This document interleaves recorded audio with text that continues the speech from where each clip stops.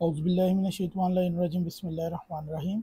आज हम नहजुल बलागा का खुतबा नंबर 105 और 106 कवर करेंगे।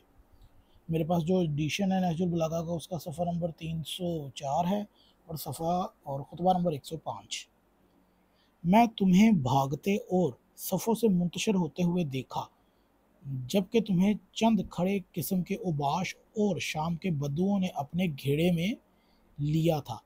हालांकि तुम अरब के जुआ मर्द, शरफ के रासो रईस कौम में ऊंची नाक वाले और चोटी की बुलंदियों वाले हो। मेरे सीने से निकलने वाली कराहने की आवाज़ें इस वक्त दब सकती हैं कि जब मैं देख लूं कि आखिरकार जिस तरह उन्होंने तुम्हें घेर रखा है, तुमने भी उन्हें अपने निरगा में ले लिया हो, और जिस तरह उन्होंने तुम्हारे कदम उखेड़ दिए हैं, इसी तरह तुमने भी इनके कदम उनकी जगहों से उखेड़ डाले हों। तीरों की बौछार से उन्हें कत्ल करते हुए और नेज़ों के ऐसे हाथ चलाते हुए कि जिससे इनकी पहली सफ़े दूसरी सफ़ों पर चढ़ जाती हों, जैसे हंकाए हुए प्यासे ऊँट के जिन्हें उनके तालाबों से दूर फेंक दिया गया हो और उनके घाटों से अलहदा कर दिया गया हो। नहजुल बलागा का खुतबा नंबर 106। ये उन खुतबों में से है जिनमें ज़माना के हवादस और फितन का तज़किरा है।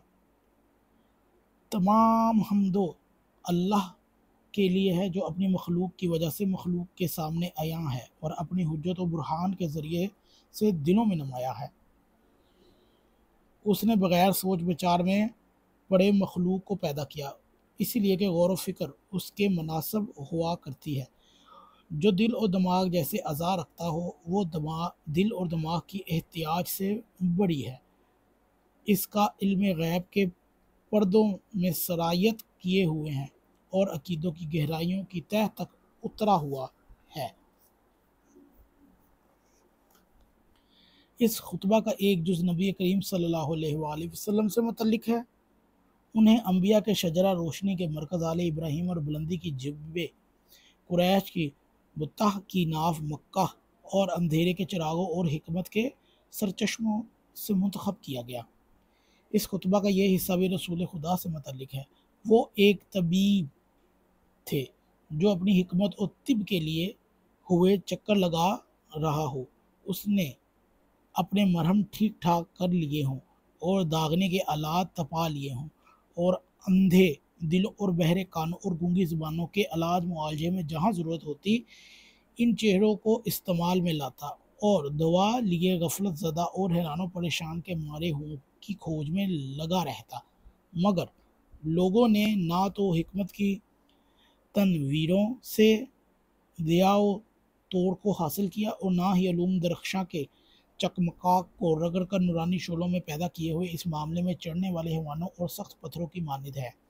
अहले बसीरत के लिए छुपी हुई चीज़ें ज़ाहिर हो गई हैं और भटकने वालों के लिए राह हक वाज़ेह हो गई है, और उनके आने वाली साथ ने अपने चेहरों से नकाब उल्ट दी है और गौर से देखने वालों के लिए अलामतें ज़ाहिर हो चुकी हैं। लेकिन तुम्हें मैं दिखाता हूँ कि पैकर बेरूह और रूह बेकल्ब बने हुए हैं, आबिद बने फिरते हों या बग़ैर सुलह व तकवा के ताजर बने हुए, बग़ैर फ़ायदों के बेदार हो मगर सो रहे हो, हाज़िर हो मगर ऐसे जैसे गायब हो, देखने वाले मगर अंधे, सुनने वाले मगर बहरे, बोलने वाले हो मगर गूंगे। गुमराही के झंडा तो अपने मरकज़ पर जम चुका है और उसकी शाखें हर सू फैल गई हैं। तुम्हें तबाह करने के लिए अपने पैमानों में तोल रहा है और अपने हाथों से तुम्हें इधर उधर भटका रहा है।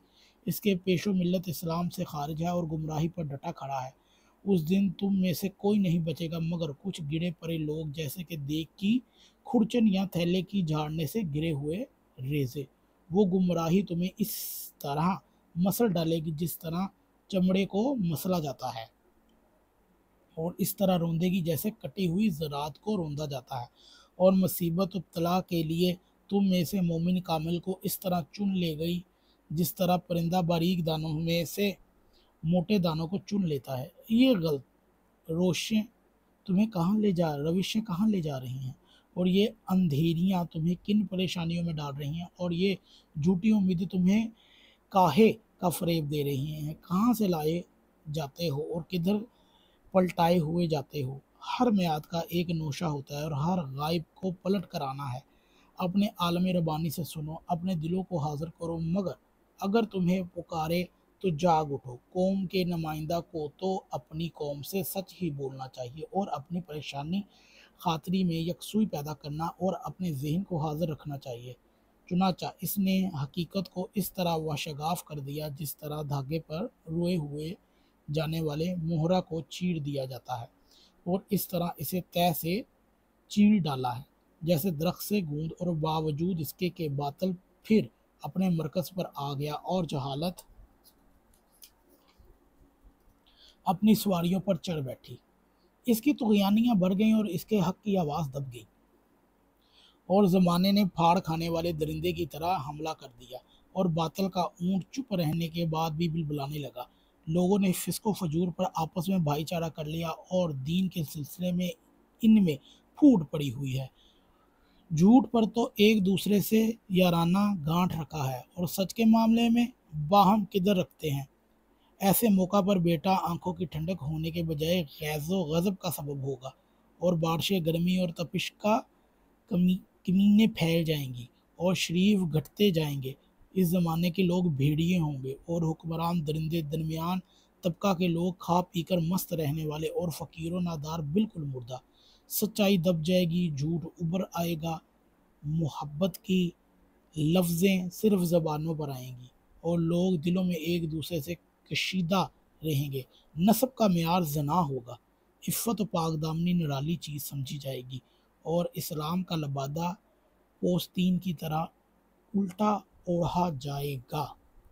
یہ تھا نہج البلاغہ کا خطبہ نمبر 106، جو آخر میں کچھ ایسے معاملات کی طرف چلا گیا کہ جیسے وہ کوئی پیشن گوئی کی طرف بتا رہا ہو۔